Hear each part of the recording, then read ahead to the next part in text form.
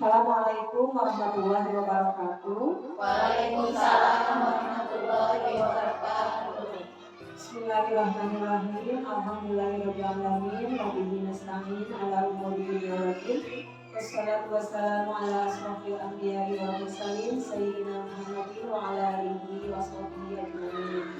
Puji syukur kita panjatkan pada hari ini kita dapat berkumpul dengan ibu-ibu TK di Kecamatan Waludoyo. Terima kasih kepada ibu-ibu Kecamatan Waludoyo yang menghadiri pada acara sosialisasi Ibu Eva, yaitu mengenai budaya positif. Sebelumnya Bu Eva mau memperkenalkan diri. Saya adalah Eva Siti Latifah, CGP Angkatan 8 dari TK Sukakarya, Kota Sukabumi. Langsung saja kepada materi yang pertama adalah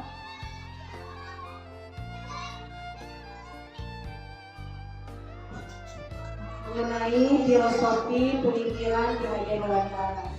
Filosofi pemikiran Yahya Dewantara yaitu yang pertama mengenai pengajaran pendidikan. Pengajaran pendidikan di dalamnya ada penerapan Merdeka Belajar dan guru sebagai partner. Di sini fasilitas Bu Eva sebagai guru TK dan ibu-ibu semuanya adalah pamong bagi murid-murid TK di sekolah ibu-ibu guru masing-masing. Yang kedua ada pusat pendidikan. Yang pertama adalah keluarga. Mungkin putra putrinya orang tua murid ibu-ibu di sekolah berhubungan langsung dengan keluarga. Pendidikan pun selain dari keluarga, sekolah juga sama memiliki putra putri dan harus saling berkesinambungan ya pendidikan di sekolah dan di keluarga. Yang kedua sekolah, yang ketiga masyarakat. Masyarakat adalah lingkungan sekitarnya. Selain dari keluarga dan sekolah, putra putri orang tua murid di sekolah juga masyarakat, anak mendapat pendidikan budaya. Makanya dalam bergaul, dalam segala hal itu harus diperhatikan dengan siapa putra putrinya bergaul di luar lingkungan sekolah. Yang ketiga adalah dasar pendidikan. Dasar pendidikan itu di dalamnya ada kodrat alam dan kodrat zaman. Jadi kalau sekarang itu termasuknya pada zaman ya ibu-ibu ya. Sekarang zamannya zaman apa? Zaman digital, bukan HP. Kalau kodrat alam apa?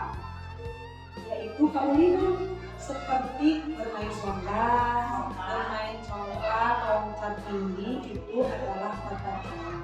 Ya, karena kalaupun sekarang zamannya zaman digital atau kodrat zaman, tetap kodrat alamnya jangan dilupakan ya. Tetap bermain sesodakan, latih, lereng itu penting untuk anak-anak di sekolah. Begitu pun dengan kodrat lama, karena sekarang zamannya zaman digital. Kita tidak bisa melarang anak untuk bermain HP ya, karena memang zamannya sekarang zaman digital. Tetap anak pun harus bisa menggunakan HP. Apalagi sekarang anak-anak sekarang ya ibu-ibu TK semua punya putra putrinya di sekolah, pasti pulang sekolah langsung ngambil HP ke mamanya karena ingin menggunakan HP yang banyak game di sana ya. Itu tuh sebetulnya ibu ada pembelajarannya, tapi tetap oleh kita dibatasi berapa jam, berapa menit sehari anak-anak untuk menggunakan HP. Karena kita memang kodratnya kodrat zaman. Gak bisa kita melarang, tidak boleh, tidak bisa. Karena memang sekarang zamannya sudah semakin canggih. Itu. Selanjutnya penguatan karakter. Penguatan karakter ada budi pekerti yang merupakan perpaduan cipta, efektif dan karya. Itu karakter untuk putra di sekolah ya. Karena di TK itu adalah pembentukan karakter. Yang asalnya misalnya mau masuk ke dalam sekolah menangis, insya Allah ke dalam lingkungan sekolah karena banyak teman-temannya sebayanya, anak-anak menjadi soleh dan solehah. Ya ibu yang awalnya bagaimana tidak bisa membacakan surat-surat pendek, doa-doa pendek, ibu guru dituntut melalui pembiasaan, alhamdulillah dari itu jadi kita membaca Al-Quran dan doa-doa pendek. Yang selanjutnya adalah asas kelima pendidikan, yaitu continue, konvergensi dan konsentrasi. Materi selanjutnya adalah penerapan budaya positif, yaitu makna disiplin. Adalah segala sesuatu yang dilakukan seseorang karena kepatuhan sesuai dengan aturan nilai yang berlaku. menurut Raja Dewantara dan yang dari dosen, yaitu disiplin merupakan bentuk kontrol diri, yaitu belajar untuk mengontrol diri agar dapat mencapai suatu tujuan diri.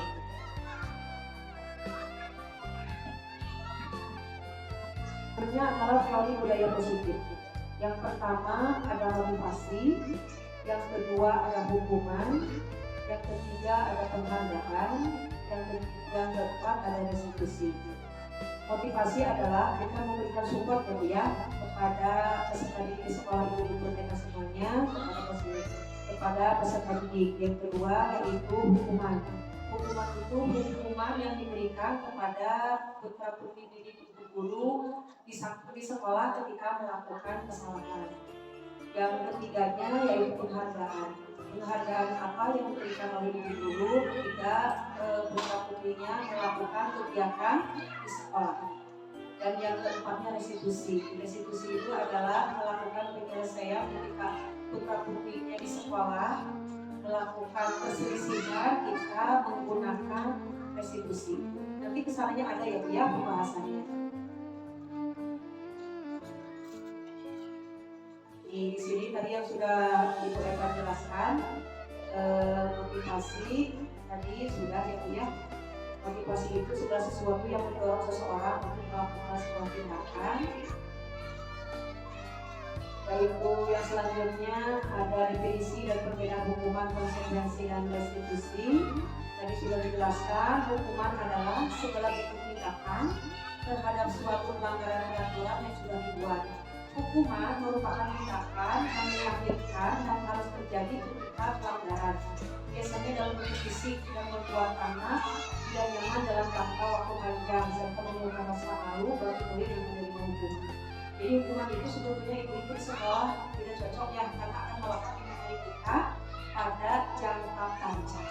Ya, jadi tidak pantas sekarang di sekolah mengadakan siswa kesalahan untuk mengangkat kaki, membersihkan WC seperti itu ya. Anak-anak ketika itu melakukan tapi ada dendam berkepanjangan seperti itu begitu. Ini sudah tidak boleh dilakukan di sekolah.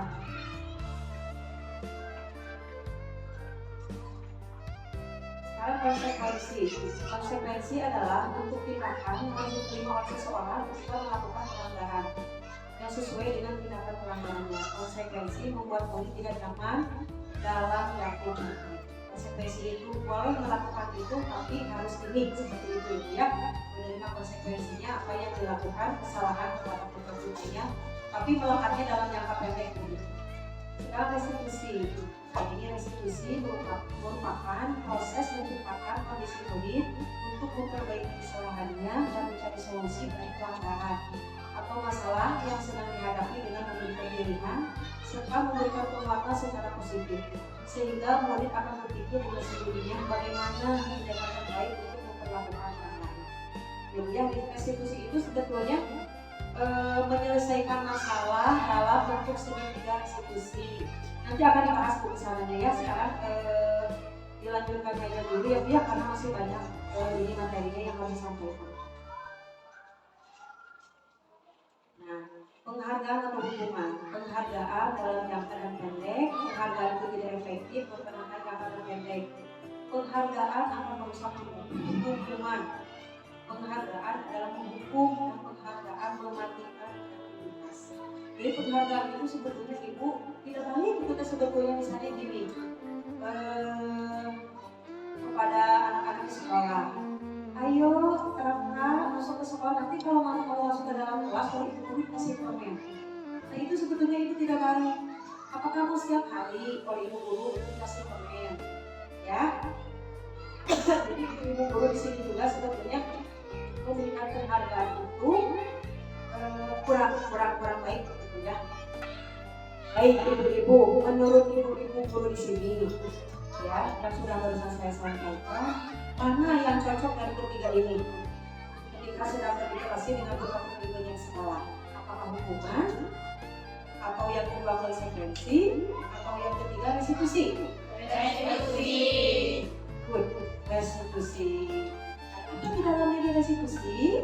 Restitusi itu adalah yang pertama menstabilkan identitas ya ibu.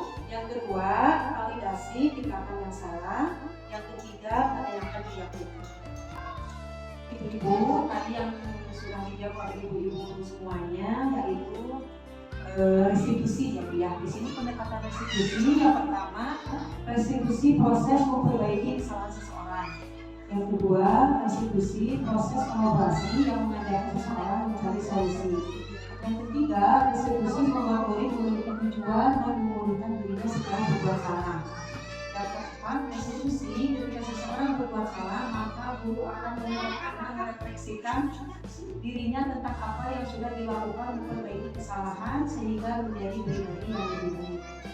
Restitusi tidak menyalahkan salah satu pihak, ibu, tapi sesuai dengan prinsip atau teori tentang solusi menang-menang. Ya, yang terakhir yaitu restitusi membuat seseorang berbuat salah lebih bertanggung jawab dan menyesali perbuatannya. Pendekatan restitusi ya yang tadi itu. Selanjutnya restitusi, ciri-cirinya restitusi bukan menebus kesalahan, tapi belajar dari kesalahan. Yang kedua, restitusi memperbaiki hubungan antar sesama. Yang ketiga, restitusi adalah tawaran dan pilihan bukan paksaan. Yang keempat, restitusi menuntut untuk melihat diri sendiri atau introspeksi diri. Yang kelima, restitusi mencari hubungan dasar yang mendasari tindakan seseorang. Yang keenam, restitusi fokus pada karakter dan tindakan.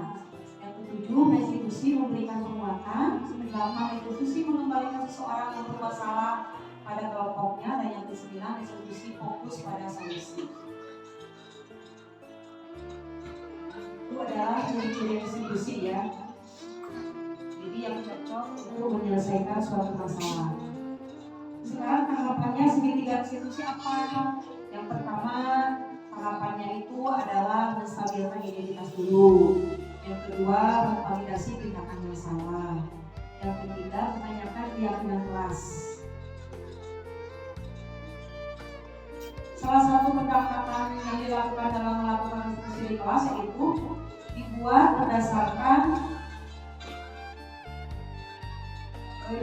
berdasarkan masukan. Ya, keyakinan kelas itu masukan dari putra-putri ibu-ibu ketika di awal masuk pembelajaran. Itu adalah keyakinan kelasnya ya. Jadi ketika antara berbuat salah, ibu guru pasti ini menanyakan keyakinan apa yang sudah dibuat oleh anak. Ya, kebutuhan dasar manusianya yaitu segala usaha terbaik yang dilakukan manusia untuk mendapatkan apa yang diinginkannya.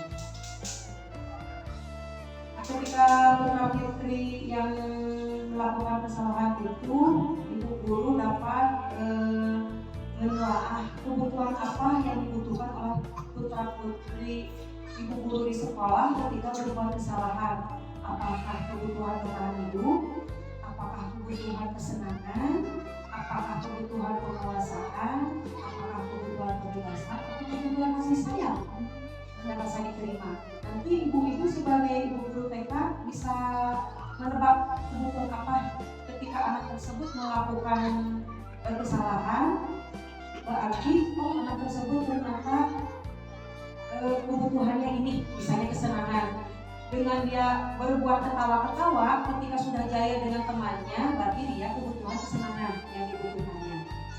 Tapi kalau misalnya kebutuhannya kasih sayang, misalnya seperti begini, ketika masuk ke dalam kelas ingin cepat-cepat digendong misalnya oleh ibu guru sebagai ibu-ibu pendidik, ingin cepat-cepat digendong, diraih, berarti anak tersebut kebutuhan yang dibutuhkannya adalah kebutuhan kasih sayang. Ya, seperti itu.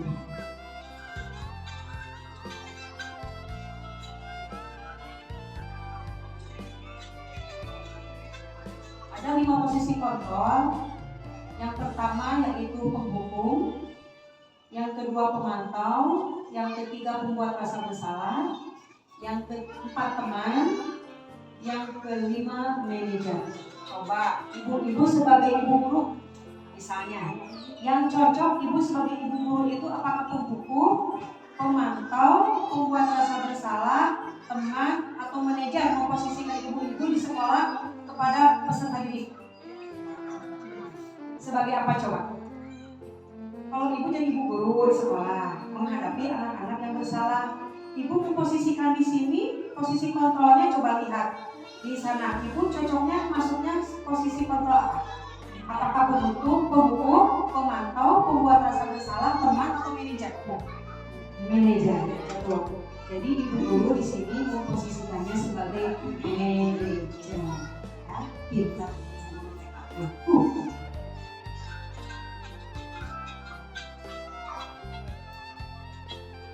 Nah, penghukum biasanya menggunakan hukuman fisik, ya, atau hukuman verbal. Penghukum biasanya berpikir bahwa sekolah memerlukan sistem atau alat yang menekan murid agar mematuhi. Contoh yang pertama adalah penghukum yang biasanya menggunakan hukuman fisik atau hukuman secara verbal, ya. Penghukum biasanya berpikir bahwa sekolah memerlukan sistem atau alat yang menekan murid agar mematuhi aturan.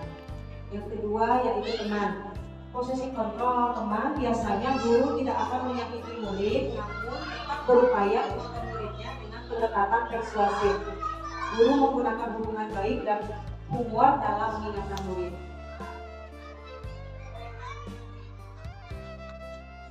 Yang keempat, posisi kontrol pemantau. Pemantau akan mengawasi dan merasa wajib bertanggung jawab atas perilaku orang yang diawasinya. Biasanya mengandalkan perhitungan catatan dan baca yang dapat digunakan sebagai bukti atas perilaku murid. Yang keempat, pembuat rasa bersalah. Biasanya guru akan bersuara lemah lembut dan pelan, akan menggunakan keheningan yang membuat murid merasa bersalah, rendah diri dan tidak nyaman. Dan yang terakhir adalah manajer, ya. Nah, ini peran kita ya, guru-guru semua itu sebagai manajer. Posisi kontrol ini merupakan posisi kontrol terbaik karena posisi guru tidak menyalahkan secara langsung atas perilaku muridnya, namun mempersilahkan murid untuk berpikir dan mempertanggungjawabkan perilakunya dan mendukung murid untuk menemukan solusi terbaik dalam menyelesaikan permasalahan yang dihadapi. Posisi kita ya, ibu-guru semuanya sebagai manajer. Terima kasih, salam bahagia. Ibu-guru semua, alhamdulillah penjelasan budaya positif pada hari ini telah selesai. Kepada rekan-rekan yang mau bertanya dipersilahkan. Boleh? 1, 2, 3 orang, 4 orang ya. Banyak sekali ya yang mau bertanya. Saking senangnya ya tentang budaya positif. Boleh Ibu Risma dulu untuk memberikan pertanyaan? Enggak.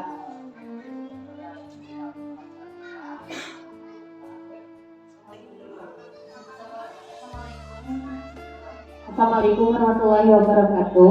Waalaikumsalam warahmatullahi wabarakatuh.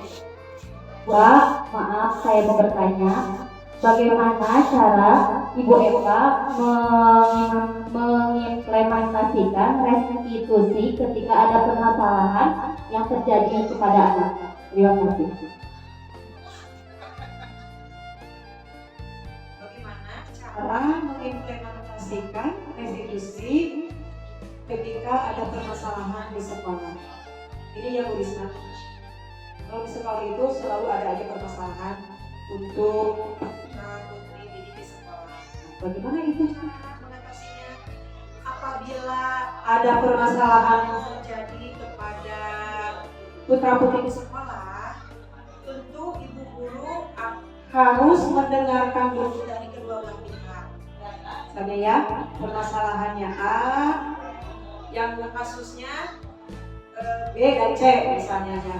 Kita sebagai ibu guru ditanya dulu kedua-duanya, ya. Ibu guru di sini posisinya kan sebagai manajer, ya ibu-ibu.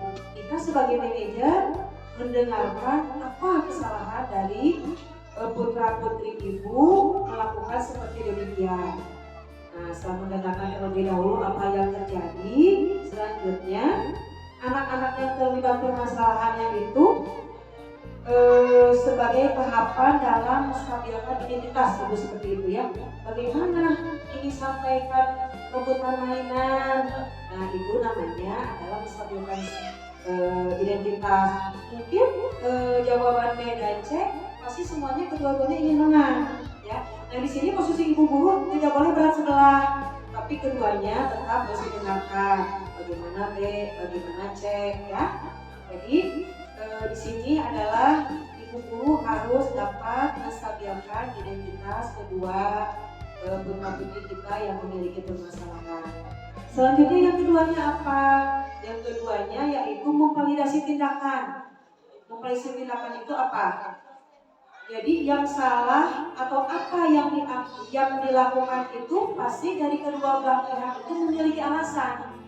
Mengapa melakukan demikian kepada temannya juga mengapa melakukan demikian kepada temannya, pasti kedua-duanya memiliki alasan. Ya, tetap kita sebagai ibu guru, pembimbing di sekolah mendengarkan alasan kedua putra putri yang memiliki masalah tersebut. Ya, dan langkah yang selanjutnya yaitu menanyakan keyakinan kepada putra putri bahwa apa yang sudah dilakukannya itu perebutan mainan sampai kalau misalnya sambil memukul atau sambil apa, boleh ibu guru menanyakan keyakinannya. Apa yang sudah dilakukannya itu misalnya A dan B baik tidak? Nah, ibu guru di sini menanyakan. Nah, maka pasti keduanya akan menjawab tidak, ya, karena sudah melakukan memukul atau ingin memiliki mainan yang di sekolahnya ini sendiri, tidak mau berbagi, pasti keduanya akan mengakui kesalahannya. Dia akan menjawab tidak, ya, seperti contoh yang barusan Ibu Eva tanyakan. Nah, setelah keduanya mengakui keduanya kesalahan, lalu anak tersebut bersama-sama diajak mencari solusi, ya, yang muncul dari keyakinan anak yang tadi oleh anak-anak utarakan. Coba anak-anak yang pintar, yang hebat, yang soleh, kalau seandainya bermain di dalam kelas itu, keyakinan kelas yang sudah dibuatnya seperti apa? Maka anak tersebut akan menjawab dengan sendirinya, oh Bu, tidak boleh rebutan mainan, kita harus bermain bersama-sama. Atau setelah selesai menggunakan mainannya dibereskan kembali. Nah, seperti itu. Berarti anak sudah menjawab keyakinan yang sudah dibuatnya. Itu adalah yang disebut bersama-sama mencari solusi. Selanjutnya setelah anak-anak keduanya menimbulkan keyakinan kelas, guru mempersilahkan kedua putra putri yang memiliki permasalahan untuk saling meminta maaf.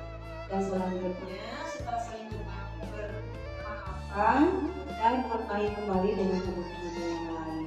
Seperti itu Ibu Risma, apakah puas? Puas. Terima kasih. Boleh pertanyaan yang kedua selanjutnya. Terima kasih kepada ibu-ibu guru dan rekan-rekan yang telah mendengarkan materi dari Ibu Eva sebagai CGP Angkatan 8. Mudah-mudahan ibu-ibu guru semuanya dapat mengimplementasikan di lembaganya masing-masing. Mohon maaf atas segala kekurangannya. Wabillahi taufiq wal hidayah. Wassalamualaikum warahmatullahi